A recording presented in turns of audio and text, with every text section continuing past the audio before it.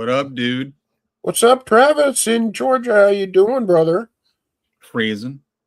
We're not. I know.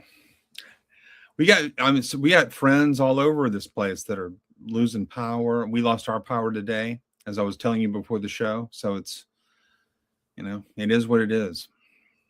It's February when we're doing this, and I saw a map today online that showed snow in the south, and I'm going, poor Travis is freezing. They don't know what the hell to do with snow out there. They're probably all trapped in their cars. The bad news is that a week ago, so today we're recording this on a Monday, it airs on a Tuesday. So, but a week ago, this past Sunday, so on January the 18th, it snowed in Albany, Georgia, but I was in Atlanta. I was hanging out with my son because it was his birthday.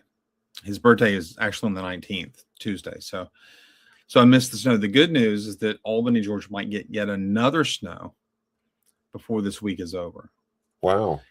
I grew up in Albany, never gotten 2 years of snow in a row. Never. Wow. And to boot, we get 2 snows in 1 year.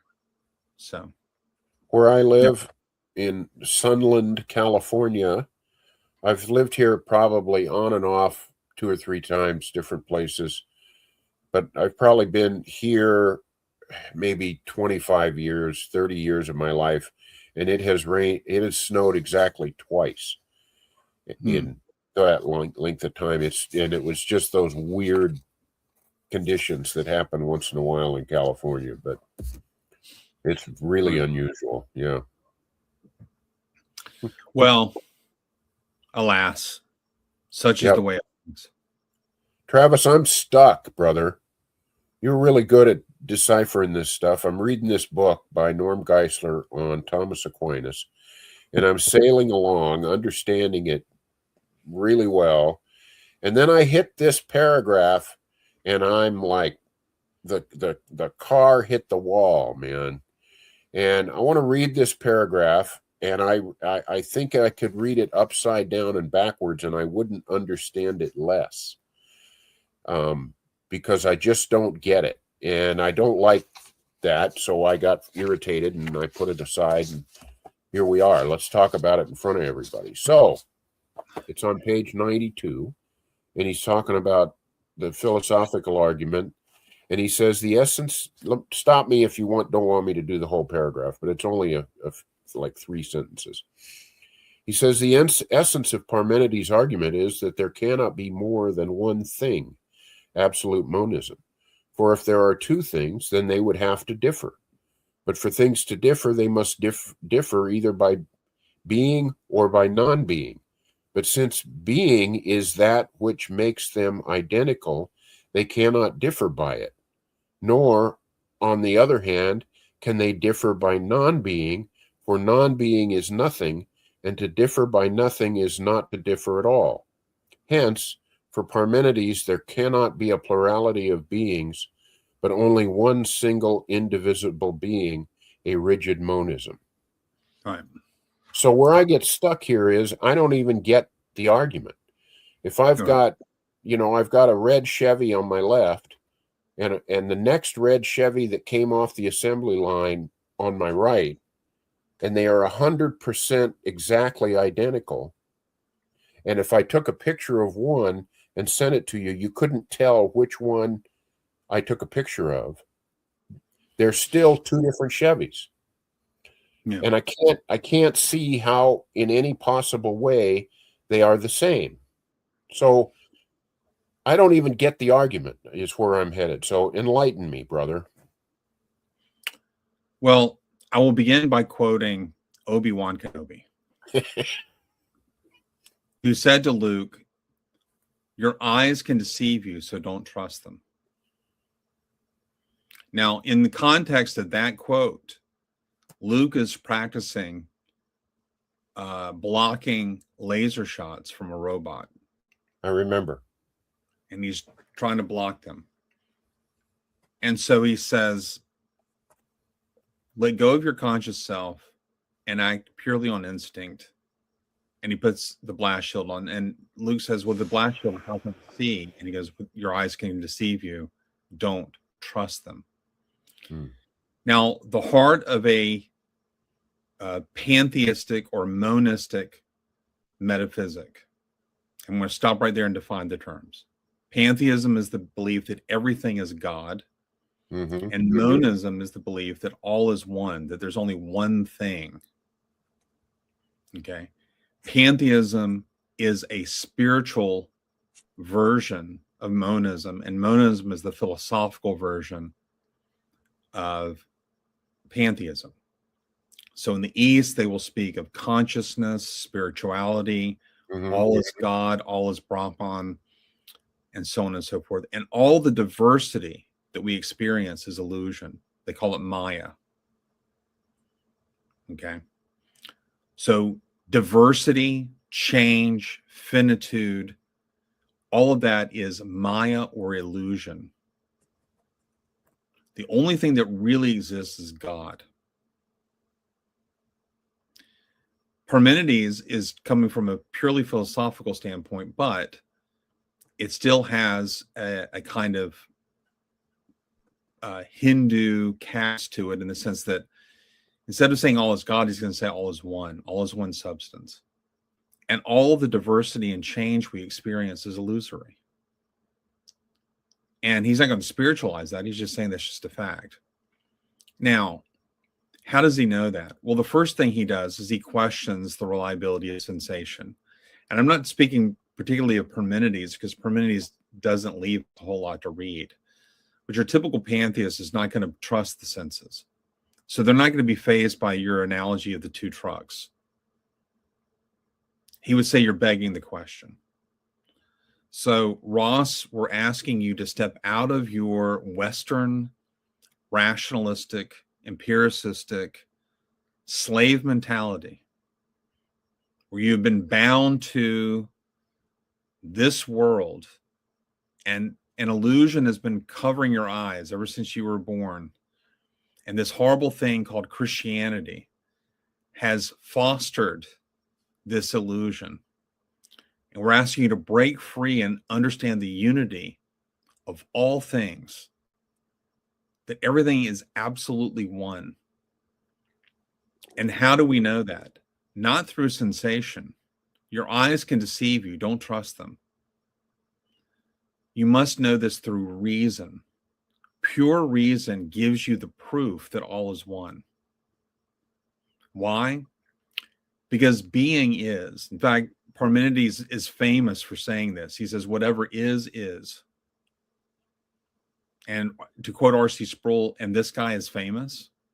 Yeah. You know, whatever is. All right. Being is. Now, if there's going to be more than one being. By being, do you mean thing? Things. Thing. Right. Thing. Okay. Being. What is. Whatever is. And if there's going to be more than one being, those two beings hypothetically obviously have to differ with one another. Right? Well, they differ in the example of my two red Chevys, they differ only in location. Okay, but let's just back up for a second and say, in order for two beings to differ, first of all, if they are going to be two beings, they have to be different. And so the question is, what makes them different? Why do they have to be different? Because if they aren't different, then they're one being. Okay, let's go back to an example. Let's go back to a molecule, an atom of carbon, an atom of hydrogen on my left, and an atom of hydrogen on my right. One proton, one neutron, one electron. Okay? In order for those two things to differ, they have to differ either in something or nothing. Why? Because I can see them. Let's say I've got these special glasses on where I can see an individual atom, and I can see them both at the same time, and I don't have double vision. I'm seeing two different objects separated by a few inches, let's say. I don't see any way in which those are the same, even though you couldn't tell one from the other if you could see them up close. All right. But the problem is that you're using sensation. He's asking you to stop trusting your senses. We don't know through sensation. That's the empiricist fallacy. So make the rational case against what I'm saying. An argument for pure reason would speak of being in all its purity. Okay. And if I'm going to speak of being something that is, it's automatic that I'm going to think of it as one thing. Well, I can think of the universe, the whole universe, as one thing. Yes. So this argument to me, any being that you think of is going to be one thing. Well, the red, going back to the red Chevy. If I think this cell phone, then this is one thing. But it's made up of a whole bunch of one things as well, according to your sensation. Okay, but how can you make any kind of a rational argument without having already received sensations to be able to make the argument? How can you use sensation to know anything when your sensations are constantly deceiving you? Because we use sensations all day long that keep us from dying or not dying. When I get in my car, I am absolutely confident that what I am seeing is true, because nothing ever hits me and kills me where I don't perceive that there was something there. If something hits me and puts me in the hospital, I can look back and I can say, boy, I really did a stupid thing. I was looking at my cell phone and I ran into the back of that guy.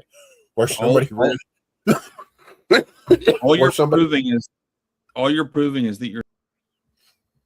Well, you can say that. Your eyes can deceive you. So why are you trusting them? Because who says there's a difference between death and life? Well, then that assumes the very pluralism that I'm arguing against. But you can say this, what you're saying, without any evidence at all. It's like I can talk about how Santa Claus really exists. And I can just tell you that he exists and he's really in the North Pole and he really does go out every Christmas Eve. But that what you're saying goes against everything we're able to perceive or even reason about the world. I mean, it goes against your universal experience. Yes. I might be able to grant that. But my argument is that your experience is clouded by delusion because you're depending on your senses to get around the world. But my senses are reliable. I can prove it every day. I eat food. I don't go out in the garden and eat dirt. I eat food. And when I eat good food, I don't get sick.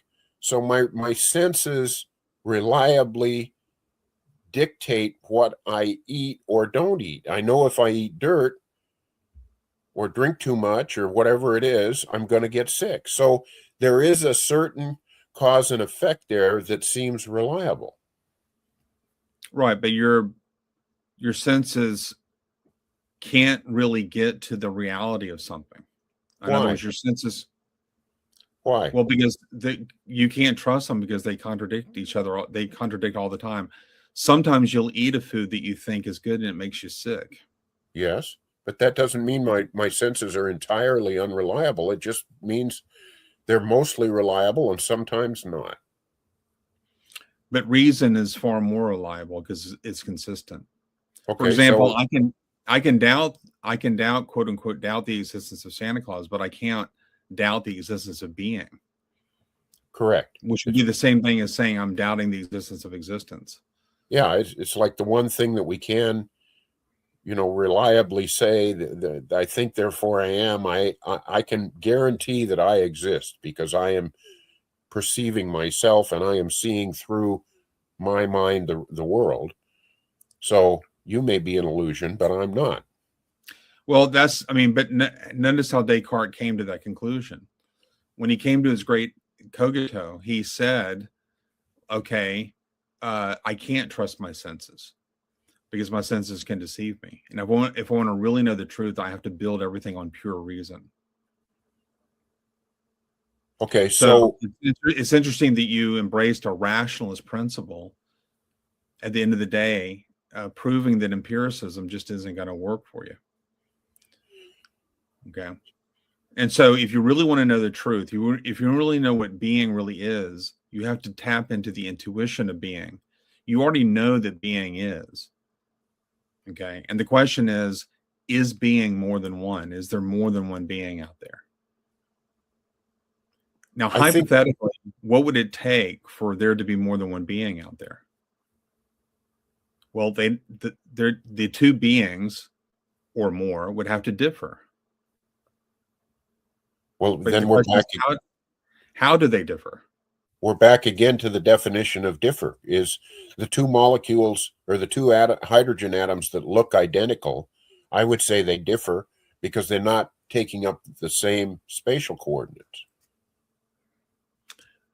Okay, but the problem with that is that you're depending on sensation to draw that difference. Well, I can see that. I can make that argument rationally. I can simply say there is a particle at these XYZ coordinates, and there is another particle at these XYZ coordinates at the same time. Therefore, those two particles must be different particles. Is that not a rational argument? Well, it's an empirical observation. And he would say you're begging the question because you're just assuming that sensation can get at the nature of things. But I don't need my sensation to make that physical argument. Well, you wouldn't know their coordinates if you didn't have some sort of empirical data to give you those coordinates. Okay, but I guess what I'm saying is if you don't use your sensation, how do we even make a rational argument? I mean, if somebody knew nothing at all about the world, right, how could they say anything that was rational? Because the rationalist doesn't feel like he has to go out and search. He can just look within his soul to know the ultimate nature of things by simply drawing out the implications of what it would mean for two things to differ. And you only have two options as to how things could differ. They either differ in something or nothing. What do you mean by differ in nothing? I don't even understand that. Well, the fact that you don't understand it actually proves this point, because if they differ in nothing, then there is no difference, in which case they're the same thing. But I don't even understand the sentence. I don't even understand the meaning of the words in the sentence, to differ by nothing. Well, if your only options are nothing and something, and there's no third option between them, then if something is going to be different than another thing, that difference, either it just is a difference of something vis-a-vis another thing, or nothing vis-a-vis another thing. And you're right. To say that they differ in nothing doesn't even make sense, because if they differ in nothing, then there's no difference. And so your perplexity just is Parmenides' point. And so congratulations. Yeah. We've lopped off one option. One option is gone. We don't have to worry about that option. So now my question to you is, well, now we have these two. When we say that there are two options, we're only speaking about a heuristic possibility. We're not talking about a genuine possibility, right? So, for example, you might say Travis Campbell either believes in God or he doesn't believe in God.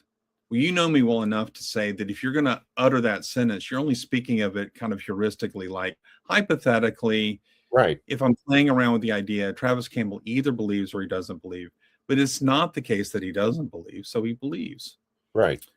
All right, so the pantheist is going to say, hypothetically, just as a heuristic exercise, just kind of getting into this, if there's going to be two things, There has to be some difference between them, or else they wouldn't be two things. I mean, what's the difference between Clark Kent and Superman? Well, there's no difference. That's why they're one person. But you're saying that, you're saying it as a matter, in your mind, as a matter of fact, when it goes entirely against our experience and common sense. So you really got to. Well, what are your, because when you say they differ in the space between them, like two cars or two molecules, you are saying that they differ in something, namely space between them. That's right. But okay. They're still, so you agree with the disjunct. In other words, the disjunct stands. If they differ in something or nothing. Yeah. And to say they differ in nothing, to me, doesn't mean anything. So why is it even an option? Because he's cornering you into your only rational option. Right? It is utterly irrational to say that two things differ in nothing. That's irrational. Is that the same thing? And that's his point. It would be just the same thing if you're walking a toddler through a math problem and you give them hypothetical options when you know darn well that there's really only one option, and you're showing the toddler or the young person that's learning math how math works. Math is great because it corners you into one option, right? Yeah. Okay. So you'll have a multiple choice test, and the question is 2 + 2 =, and you have all these other options. You and I both know that there's only one option, but you're allowing the child to think through the possibilities, which aren't actually possibilities. Right. They're what we would call pedagogical or heuristic possibilities. Just for the sake of learning, just for the sake of securing your reason, you throw that out as a possibility. And so Parmenides throws out a disjunct, and the disjunct is something or nothing. Hypothetically, any two things are going to differ. They have to differ. Yes. Because if they don't differ, then they're in the same thing. Right. And I'm saying if they're going to differ, they're going to differ in either nothing or something. But the first option makes no sense. In the same way that 2 + 2 =, among this list of possibilities, 5, that makes no sense. And so you throw that off. And so what you're left with is that are differing in something. Okay. So my two hydrogen atoms differ in space, in different spatial place at the same time. Right. And he's asking you to think about being on a deeper level than just two particular atoms. And he's saying being itself, if it's going to have a difference within it, that difference has to be either in something or nothing. But it can't be nothing. It can't be nothing. We've already established that. Therefore, it must be something. But the problem with saying it differs in something is to say that it differs in what it has in common, because everything has being in common. So, but that makes no sense too. And therefore, there can only be one being. All of your experiences to the contrary, this is proof that there's only one thing. I missed it. I don't get it. I just gave an example, several, where there's two different things. Right. And I don't. That's just. I don't. He's asking you to stop trusting your senses, Ross. You keep going back to your sensation. Stop it. Think about this on a deep metaphysical level. If two things differ, they only differ in something or nothing, but both options are irrational. You can't differ in nothing, obviously, and you can't differ in what you have in common. It's what if it's what you have in common, then there can't be a difference. And so both options are irrational, which means that there cannot be more than one being. There can only be one being. Now, what is the pill you have to swallow once you come to that conclusion? Is a purely rational argument. It's no less certain than 2 + 2 = 4. So what do you have to do? You have to say, my senses are deceiving me. Okay. 24/7, all the time. I'm trapped in this illusion. It's the Matrix, dude. Okay, so let's change it. Let's change the example. I have a hydrogen atom on my left and a what's the next one up in the periodic table? Lithium, I think. Okay, it's got two electrons and 2 protons. They are, I can describe rationally the difference between them. They cannot be the same thing. You're not describing rationally anything. You're giving empirical observations, and I keep telling you, stop trusting your senses. They deceive you. But my observation of these things many times will dictate true things, will tell me true things about those objects. And insofar as those objects are different, they're lying to you. Insofar as those objects are the same, you're learning something about them. Okay, so if I look at the hydrogen atom on my left and the lithium atom on my right, and I close my eyes, and I sing a song, and I open my eyes again, it's still going to be the lithium atom or the hydrogen atom on my left and the lithium atom on my right. They're not going to switch places. They're not going to become other atoms. What is it in the universe then, if what you're saying is true, that maintains the illusion of those differences? There must be some controlling factor outside of my mind then that does that. And what makes sense that would be is the reality of the objects themselves that maintain their difference even when I'm not looking at them or thinking about them. Being. They both exist. Okay. So are we? And all we pantheists want you to do is stop using the word both and just say being is. Don't trust your senses. They can deceive you. When you're driving down the road and you see what you think is water, is there water there? When you put an oar in the river and it looks bent, is it deceiving you? How do you know?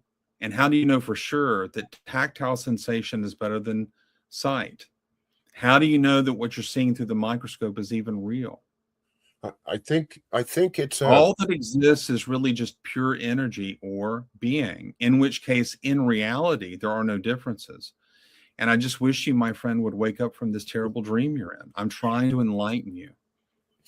I think this is a bad dream, Travis. I thought it was really you over here. The pantheist is never going to be fazed by empirically based arguments. Because the very point he's making is that your senses are deceiving you. But he doesn't live like that. He doesn't jump up.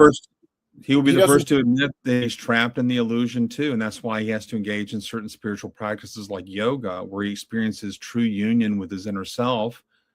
Brahman is Atman. Atman is the word for self, and Brahman is the word for God. And the sacred Om that you hear a Hindu chant is the recognition that I am one with God, and that the diversity and all the things that I'm seeing around me is an illusion. So this is what I would like. Read the Bhagavad Gita. I mean, Krishna is basically telling Arjuna the entire battle we're about to engage in is one giant illusion. So this is what I would like to ask them: if what they believe is entirely counter to experience, how do we know? We could probably make up 50 stories that don't match at all what we perceive and say all 50 of those stories are true and find rational reasons to believe that. We could say, you know what, Travis, really there's only really 5 things in the universe. Well, that's 5 too many, or 4 too many. Oh, I got a cold, man, and you're making me cough and laugh at the same time. This was fun. But see, and here's the pantheist says part of the problem that we experience as humans is that we, being trapped into this world of illusion, experience unpleasant things like colds.